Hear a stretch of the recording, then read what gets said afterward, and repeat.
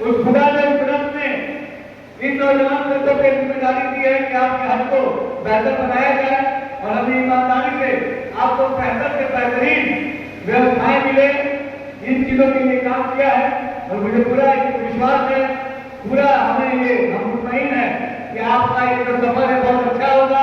आप वहां जाइए इंशाअल्लाह मुल्क के तरक्की के लिए, मुल्क में अमन चैन के लिए, मुल्क में भाईचारे के लिए, मुल्क में और अमीर को आगे फैलाएं, इस चीज के लिए दुआ कीजिए। आप सबका बहुत बहुत शुक्रिया। अस्सलाम वालेकुम। बहुत बहुत शुक्रिया, जज़ाकुमुल्लाहु खैरा। इस्तेमाल वाली औकात जनाब हाजी दानिश अंसारी जी साहब ने ये बात फरमाई कि 40-42 दिन जितने लोग आप वहाँ रहेंगे, ये हमारी जिम्मेदारी है कि हम आपके साथ अच्छा मामला और करते रहें और हम हर लम्हा आपके साथ हैं और इसी तरह चंद अच्छी गुफ्तगू आपके सामने पेश की।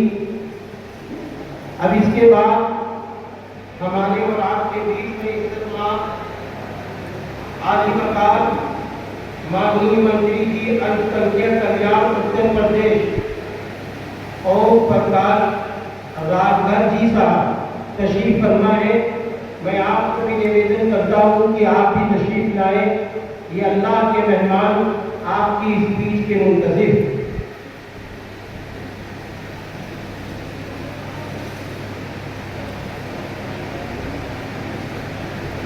आज उत्तर प्रदेश की तरफ से आज पहली शुरुआत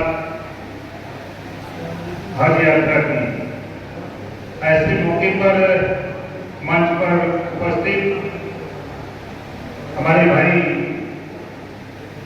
राज्य मंत्री और हमारे भाई दानिश आजाद जी ने अभी आपके बीच में बताई कुछ बातें, और हमारे विभाग के अल्पसंख्यक कल्याण हज विभाग और वक्फ बोर्ड के अधिकारी का